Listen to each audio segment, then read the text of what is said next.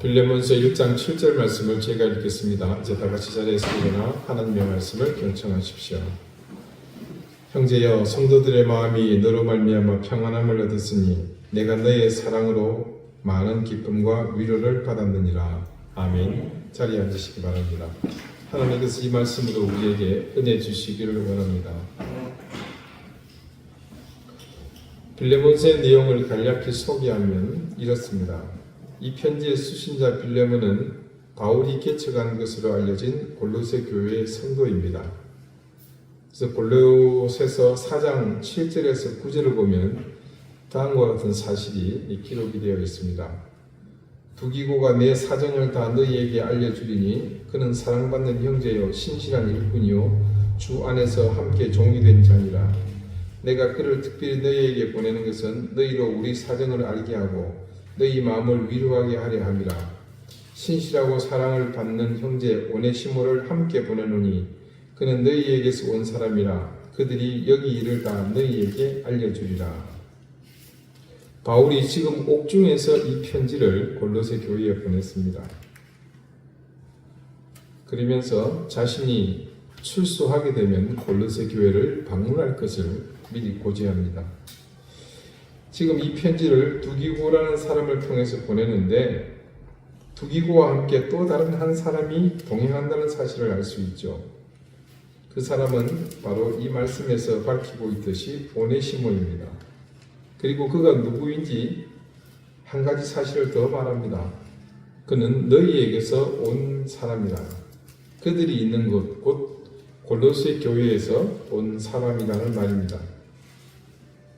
오네시모는 말씀드린 것처럼 빌레몬의 종입니다. 빌레몬 집의 노예였습니다. 그는 주인인 빌레몬의 집에서 도망을 쳤고 도망친 이후에 떠돌다가 죄를 지어서 로마의 감옥에 수감되었습니다. 그리고 그곳에서 바울을 만난 것이죠. 그 시대에 도망한 노예가 잡히면 주인에 의해서 십중팔구 목숨을 잃기 마련입니다. 하지만 옥중에서 바울을 만나 복음을 영접하고 회심하여 그리스도의 종이 된 오네시모는 더 이상 도망치고 범죄한 그런 노예가 아닙니다. 그는 복음을 받아들임으로 이제 거듭나 주님의 제자가 되었습니다. 바울은 그런 사실이 안타까워서 오네시모의 주인인 제자 빌레몬에게 지금 편지를 써서 이제는 도망친 죽어마땅한 그런 노예가 아니라 복음 전도의 사명을 감당할 그런 인물이니 오네시모의 죄를 대신 자신에게 돌리라고 사정하고 있는 그런 상황입니다. 여러분에게 한 가지 묻겠습니다. 여러분은 과연 이웃에게 그리고 가족에게 어떤 그리스도인입니까? 오늘 짧은 한 절 말씀에 드러난 빌레몬의 이런 삶, 그로 말미암아 누군가는 마음의 평안을 얻고 또 다른 사람은 기쁨과 위로를 얻는 삶은 어느 날 갑자기 그가 그런 사람이었기에 그런 것이 아닙니다. 우리는 빌레몬서를 본문으로 한 주일 말씀을 듣는 첫날부터 이 편지의 서두에 담긴 메시지를 보았고 그 메시지는 하나의 물줄기와 같다는 것을 느끼게 되었습니다. 그 물줄기는 다름 아닌 그리스도인의 자질입니다. 첫 번째 주일 말씀의 제목을 혹시 기억하시겠습니까? 갇힌 자 된이었습니다. 이 말씀의 핵심을 다시 한번 짚어봅니다.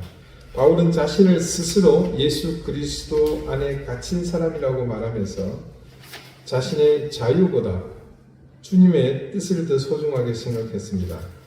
그런 사실 때문에 자신의 가장 소중한 것을 주님을 위해 포기하고 스스로 갇힌 자가 되었노라고 말했습니다. 그는 그렇게 자신이 갇힘으로 세상 사람들이 얻을 수 없는 주님을 얻었고 그분을 소유하게 되었습니다. 내가 나의 자유만을 고집하면서 주님의 주권이 나를 다스리는 것을 거부한다면 결국 근본이 죄인임에 유한한 존재인 나는 그런 나를, 내 인생을 내가 직접 주관해야 합니다. 우리가 원하는 인생은 그런 삶이 아니지 않습니까? 그래서 바울처럼 우리가 주님 때문에 갇힌 자가 되거나 자유를 구속당하게 되거나 내 의지가 제한당하면 그때부터 주님께서 나를 대신해서 내 인생 가운데 주권자로 안주한다는 사실을 믿게 됩니다. 그래서 우리는 우리의 본질상 결국 욕망에 휘둘리며 탐욕의 시간을 사는 그 삶을 버리고 내 삶을 주님께서 주장하시도록 더욱 우리 자신을 내어드리는 삶, 바로 우리도 바울처럼 주님께 갇힌 삶을 기뻐하게 되는 겁니다. 그때 우리는 주님 안에 갇히는 것을 기뻐하며 그리스도 예수 이름으로 우리의 자유가 구속당하고 우리의 권리가 제한받는 것을 즐거워합니다. 그렇게 주님 안에 갇히기를 소망하는 우리를 보시는 주님은 그런 마음과 결단으로 살기를 작정하는 우리에게 들어오시고 그렇게 들어오셔서는 우리 인생을 그분의 가치로 가득 채워주실 것이며 그 이름으로 우리의 삶을 더 거룩하게 인도하십니다. 자, 이것이 바로 빌레몬서 시작에 소개된 그리스도인의 한 올바른 모습이었습니다. 그것은 오로지 바울과 함께 갇힌 사람들에 국한된 사실이었지만 비단 그들뿐만이 아니라 모든 그리스도인이 무겁게 받아들여야 할 삶의 자세였습니다. 그리고 두 번째는 뭐였습니까? 그리스도의 군사된 삶이었습니다. 위대한 사도 바울, 그는 그리스도에 갇힌 사람이며 그리고 그분의 명령에 따라 살고 죽는 그리스도의 군사였습니다. 그리고 그와 함께 하는 모든 이들은 바울과 함께 군사된 십자가의 군병이라는 사실을 우리가 말씀을 통해 다시 한번 확인했습니다. 그런 면에서 우리도 역시 그리스도의 군사였다는 사실을 알게 되었죠. 그 이유가 어디에 있었습니까? 네, 그렇습니다. 먼저는 우리가 악한 영인 마귀와 싸우는 사람이기 때문에 그렇습니다. 거기에 더해 우리는 모두가 주님의 명령에 따라 그분의 명령의 모든 것을 내걸고 사는 믿음의 사람이기 때문입니다. 그래서 우리 삶은 그리스도의 군사로서 부끄럽지 않는 삶이 필요했습니다. 그것은 지금 우리가 늘 기억하며 지켜 행하는 그런 것들을 더욱 소중히 여기고 그것에 온 힘을 다해 매진하는 것이었습니다. 올바른 믿음을 갖기 위해 노력하고 정직한 신앙인이 되기 위해 늘 애쓰는 것. 우리 자신이 교회라는 사실을 자각하고 스스로 부끄럽지 않도록 신실한 교회가 되기 위해 늘 우리 자신을 단련하는 것. 그리고 주님 앞에서 우리 자신을 철저히 부인하고 더욱 겸비하여 주님 앞에 엎드리는 마음으로 늘 예배하는 그런 삶들이라고 했습니다. 세 번째는 은혜와 평강입니다. 앞서 두 가지의 삶의 모습, 즉 그리스도께 온전히 매여 사는 삶, 그분에게 갇혀서 사는 삶을 살게 되었을 때, 그리고 두 번째로 그리스도께 갇힌 사람으로 무엇보다 그분의 군사로 살게 되었을 때 그 인생이 다른 사람과 구별되는 것이 있다면, 차별되는 것이 있다면 무엇이겠습니까? 네, 그것은 욕망과 불안에서 자유하는 삶, 즉 참된 은혜와 평강을 누리는 삶을 살게 된다는 것이었습니다. 여러분, 우리가 그때 중요한 한 가지 사실을 깨달았죠. 뭡니까? 우리는 본질상 평안할 수 없는 존재라고 했죠. 왜 그랬습니까? 근본이 죄인이기 때문에. 그런데 우리가 하나님의 은혜와 또 평강을 누리는 그런 은혜를 받았습니다. 그러므로 어떤 상황에 놓이든 우리는 은혜를 누리고 평강을 누릴 줄 아는 사람, 엄밀히 말하면 하나님께서 그런 은혜와 평강을 주시는 존재가 되었노라고 말했습니다. 바울과 디모데 그리고 이 편지를 받는 빌레몬은 그런 사람이었으며, 그래서 그들은 서로서로 온전한 믿음의 교제를 하는 관계가 되었습니다. 자, 여러분, 바로 지난주 말씀을 통해서 바울과 디모데 그리고 빌레몬이 그런 관계가 되었다는 사실을 알게 된 이유가 있었습니다. 기억을 더듬어 보십시오. 네, 그것은 믿음의 교제를 하고 있다는 증거인 동시에 믿음의 교제가 가능하게 하는 요인이 되기도 합니다. 그것은 감사와 기도 그리고 사랑이었습니다. 그런데 이 세 가지보다 더 중요한 사실이 있었던 것을 기억하십니까? 여기 감사와 기도 그리고 사랑을 통한 믿음의 교제를 통해서 이루게 될 놀라운 사실이 있지 않았습니까? 그것은 선을 알게 하는 것과 그리스도께 이르게 하는 것이었습니다. 이런 사실은 세상의 교제에서는 절대 일어날 수 없는 일입니다. 사람들이 제각각 자기들의 바람과 욕망을 담아 여기저기서 벌이는 교제는 단지 그런 인간적 욕망을 채우고 만족하는 것으로 그만입니다. 철저히 교제의 목적이 인간 중심이기 때문입니다. 하나님이 배제된 인간들만의 교제는 필연적으로 그런 인간의 내면에 자리 잡은 강력한 그 힘, 즉 욕망을 따르는 길로 그 목적을 잡게 되며 그런 이해관계로 모두가 연결되어서 하나님의 길이 아닌 세상 길로 갈 수밖에 없다고 했습니다. 선을 알게 되는 것은 곧 하나님의 마음을 온전히 깨닫는 것과 같다고 했습니다. 우리가 하나님의 자녀로 또 그리스도의 제자로 살면서 바라고 소망하는 목적이 있다면 그거는 하나님의 뜻을 온전히 알고 그분의 뜻을 바르게 깨닫는 것 아니겠습니까? 그것이 이런 믿음의 교제를 통해 이루어진다고 합니다. 거기에 대해서 그리스도께 이르게 되는 것, 그것은 우리 신앙인에게 공통적으로 주어진 삶의 궁극적 목적이 또한 아니겠습니까? 우린 그런 사실에 충실하지 못한 교회 안에서의 교제로 인해 지금 세상의 수많은 교회가 자기 역할을 제대로 감당하지 못하고 있는 안타까운 현실을 또한 알게 되었습니다. 자, 다시 정리해 봅니다. 우리는 그리스도께 갇힌 그런 인생이 되어야 합니다. 불완전하고 요한한 내가 다스리는 인생이 아니라 주님께서 전적인 주권을 가지고 다스리는 그런 인생 말입니다. 그리고 나아가 그렇게 주님께 매어 사는 주님 안에 갇힌 자된 삶을 살기 때문에 더욱 강력한 의지를 통해 악의 무리와 맞서는 우리는 그리스도의 군사가 됩니다. 그렇게 모두가 서로서로 주님 안에 매여 사는 인생, 주님이 다스리시는 인생을 살면서 악에 맞서 싸우는 그리스도의 군사가 되므로 우리는 모두 그야말로 전장에서 목숨을 서로 의지하는 전우가 되는 겁니다. 그런 전우가 된 우리는 서로의 형편을 따라 그 안에서 서로 끈끈한 관계로 서로 얽혀 참다운 믿음의 교제를 하는 사람들입니다. 하나님께 감사하고 서로를 위해 기도하기를 쉬지 않고 서로를 간절히 사랑함으로 서로 선을 알게 하며 그렇게 함께 그리스도께로 나아가는 삶을 살아냅니다. 그렇게 그리스도께 온전히 매여 그리스도의 군사로 살면서 믿음의 교제를 나누는 동안 어떤 일이 일어날 것 같습니까? 오늘 본문의 말씀 7절은 그런 삶을 살게 된 빌레몬을 통해 나타난 결과를 이렇게 증언하고 있습니다. 빌레몬이 속한 교회에서는 성도들의 마음이 그런 빌레몬 때문에 평안함을 얻었노라 증언합니다. 그리고 이 편지를 쓰고 있는 바울은 그런 빌레몬의 사랑으로 많은 기쁨과 위로를 받았노라고 증언합니다. 빌레몬이라는 한 그리스도인이 하나님의 말씀 안에서 신실한 믿음의 사람으로 산 결과 그는 지금 평안과 기쁨 그리고 위로의 사람이 되었습니다. 오늘 말씀의 제목이 바로 이 본문에서 따온 것입니다. 너로 말미암아, 빌레몬으로 말미암아 이런 은혜의 일들이 가능했다는 겁니다. 하나님은 우리로 말미암아 당신이 사랑하시는 이 세상에서 꼭 해주었으면 하는 역할들이 있습니다.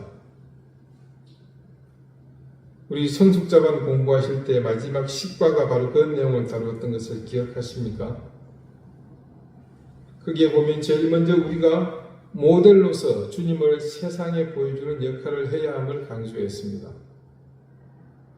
여기서 모델이라 하면 화려한 옷 입고 무대 위를 걸어다니는 그런 모델 말고요. 그야말로 누군가에게 그것을 있는 그대로 보여주는 그런 모델 말입니다. 그래서 두 번째 역할은 쇼 윈도우, 진열장으로서의 역할을 감당하라는 것이었습니다. 여러분, 진열장을 왜 만듭니까? 자기 집 안에서 자기만 보고 들어오고 만드는 것을 진열장이라고 말하지 않습니다. 집 바깥에서 모두가 보기 위한 목적으로 만든 것이 진열장입니다. 우리가 그런 진열장의 역할을 한다는 것은 그래서 더욱 중요합니다. 무엇을 보여준다는 말입니까?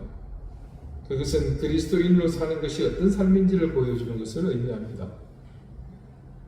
예수 그리스도를 구주로 믿는 삶이 어떤 삶인지, 그리고 그렇게 살아가는 그리스도인에게 어떤 일이 일어나는지 모든 것을 세세히 보여주는 겁니다. 세 번째는 주님의 손과 발로서의 역할을 하라는 겁니다. 앞서 우리가 주님의 모델이 되고 그분을 드러내는 진열장이 되는 것은 총론이라면, 그것을 실행에 옮기는 강론의 삶, 그것이 바로 주님의 손과 발로서의 역할을 감당하는 삶입니다. 네 번째는 빛의 역할을 하는 겁니다. 주님은 우리를 세상의 빛이라 하였습니다. 우리가 빛이 되어 세상의 어둠을 밝히는 것은 마땅히 해야 할 일입니다. 요즘 세상을 보면서 저는 한 가지 깨닫는 것이 있습니다. 왜 악이 성행하는가? 어떻게 악인이 아무렇지 않게 당당하게 높은 권좌를 차지하는가? 이 질문에 대한 대답입니다. 그것은요, 정의와 선이 제 역할을 하지 못했기 때문입니다. 여러분, 지난주에 제가 선을 무엇이라고 말씀했습니까? 하나님의 판단 기준이라고 말씀드렸죠. 우리가 정말로 온전하게 선하지 못했기 때문에 하나님의 판단하시는 기준이 살아 숨쉬지 못했습니다. 모두가 죄인인데, 그래서 서로 악하다고 도토리 키재기하고 있는데, 어떤 악인이, 어떤 죄인이 그곳에서 과연 자기 죄 때문에 두려워하며 양심의 가책을 느끼겠습니까? 모두가 악하고 모두가 죄를 짓고 있으니 그 물에 있는 악인이든 죄인이든 누구도 거리낄 것이 없는 겁니다.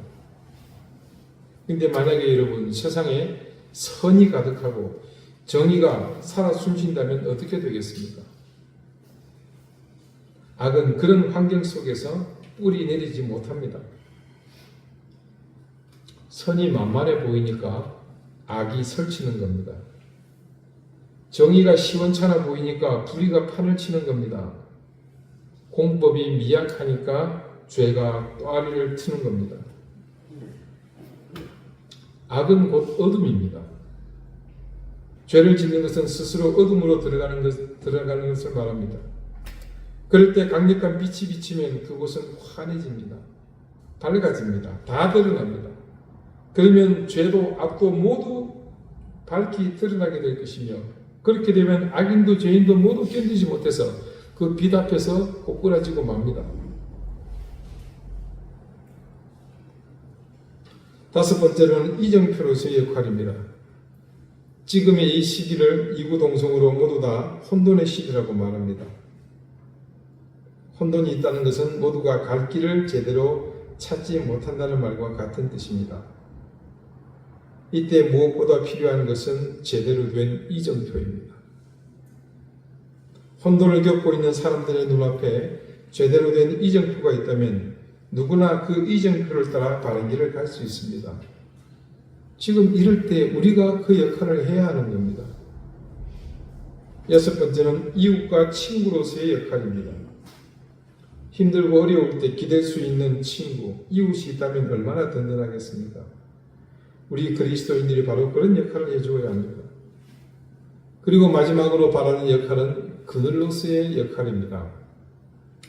그리스도인은 궁극적으로 쉴만한 그늘이 되어주는 사람이어야 합니다. 우리가 세상을 위해 할 수 있는 많은 것들이 있습니다.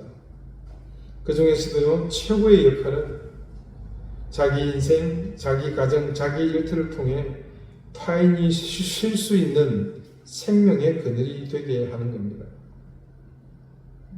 너로 말미암아 우리가 바로 이런 역할을 해준다면 세상은 우리로 말미암아 오늘 말씀과 같이 평안함을 얻게 될 것이고 기쁨과 위로를 받게 할 수 있습니다. 다시 한번 이제 속으로 자신에게 질문을 던져봅시다. 나는 과연 누군가에게 마음이 평안함을 주는 사람인가? 나는 과연 타인에게 한 번이라도 기쁨과 위로를 주는 삶을 살았던 적이 있는가? 예전에 이런 이야기를 많이 들었습니다. 지금 당신이 서 있는 곳이 혹은 지금 당신의 모습이 지금까지 살아온 당신의 인생입니다. 아마 여러분도 이 말에 깊이 공감하시리라 생각합니다. 그런데 우리는 쉽게 이런 말에 공감하면서 자신의 삶을 바꾸는 것에 대해 매우 부정적입니다. 이제껏 그렇게 살았기 때문에 앞으로도 쭉 그렇게 살겠다는 다짐 아닌 다짐을 나도 모르게 하고 있다는 거죠. 그건 그냥 세상의 통념일 뿐입니다. 그래서 사람들은 불가능하다고 말할지 모르지만 하나님이 역사하시면 그때는 문제가 달라집니다. 우리는 잘 알고 있습니다. 하나님이 역사하셔서 일어난 불가항력이 무너지는 일들을 말합니다. 흉악한 범죄자가 말씀 앞에 꼬꾸라지며 회개하는 일들이 얼마나 많았습니까? 이전에 방탕한 삶을 청산하고 심지어 하나님의 말씀을 전하는 목회자로 거듭난 사람들도 얼마나 많습니까? 내가 이제껏 형편없이 살았기 때문에 나와는 상관없는 일이라고 미리 단정하지 마십시오. 그것은 성령님이 주시는 생각이 아니라 우리를 그냥 그렇게 밑바닥에 주저앉혀서 자신의 권세 아래 두려는 악한 영의 충동일 뿐입니다. 우리 주님은 곧 숨이 넘어가는 경각의 인생도 바꾸시는 능력을 가진 분이십니다. 이제껏 그렇게 살았는데 나이 들어서 그거 절대 바뀌지 않는다.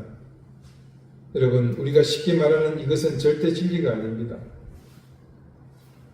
사랑하는 우리 이등교회 성도 여러분, 저의 자랑이자 하나님의 멸류관인 여러분, 우리는 세상에서 보다 더 신실하고 구별된 그리스도인이 되려고 많은 노력을 하고 있습니다. 정직한 신앙과 올바른 믿음을 가지려고 애쓰는 여러분은 정말 하나님이 기뻐하시며 하나님이 기쁨이 되고 우리 주님의 자랑입니다. 그래서 저는 그런 여러분이 자랑스럽습니다. 우리의 적은 노력이 어떤 결과를 이어줄지 여러분 한 번이라도 생각해 본 적이 있으십니까? 저는 여러분을 통해 나타나게 될 열매를 기대합니다. 왜냐하면 지난주 말씀에서도 그리고 그 앞선 몇 주간의 말씀에서도 저는 그 가능성을 보았기 때문입니다. 그리고 그 결과가 오늘 이렇게 말씀을 통해 또 증명되었습니다. 여러분은 모두가 우리의 자유를 포기하고 그리스도께 갇힌 자가 되자고 함께 다짐했습니다. 그리고 그런 갇힌 자 된 삶으로 그치는 것이 아니라 악한 영에 함께 맞서 싸우는 그리스도의 군사가 되고자 했습니다. 그런 우리에게 세상에서는 절대 얻을 수 없는 은혜와 평강이 함께한다는 사실을 깨달았습니다. 그래서 우리는 모두 감사와 기도 그리고 사랑으로 함께하는 온전한 믿음의 교제를 함께 나누고 있습니다. 그렇다면 이제 우리에게 무엇을 기대할 수 있겠습니까? 저는 여러분의 삶을 통해 분명 누군가에게 평안이 전해질 것이며 또한 여러분의 사랑으로 많은 기쁨과 위로를 줄 것이라 확신합니다.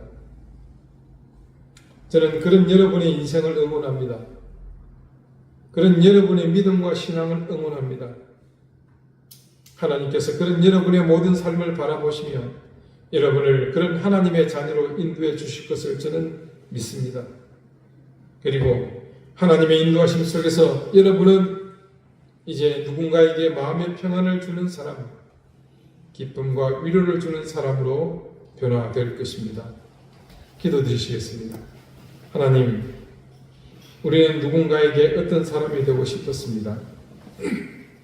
그러나 결국 우리의 한계 때문에 그 벽을 넘지 못하고 늘 후회하는 인생으로 살았습니다. 하지만 그것은 우리의 노력으로 이룰 수 있는 것이 아니라 하나님의 말씀을 따라 신실한 신앙의 사람으로 주님께 갇힌 자 되며 그리스도의 군사로 살고 감사와 기도 그리고 사랑을 통해 온전한 믿음의 교제를 감당하는 삶을 통해 이루어짐을 깨달았습니다. 그래서 오늘 우리가 걸어가야 하는 이 길을 성실히 감당할 때 그것이 곧 우리 인생의 열바로 다가옴을 기억하며 오늘 우리가 힘쓰고 쓰는 모든 믿음의 경주에 최선을 다하기 원합니다. 예수 그리스도 이름으로 기도드립니다. 아멘.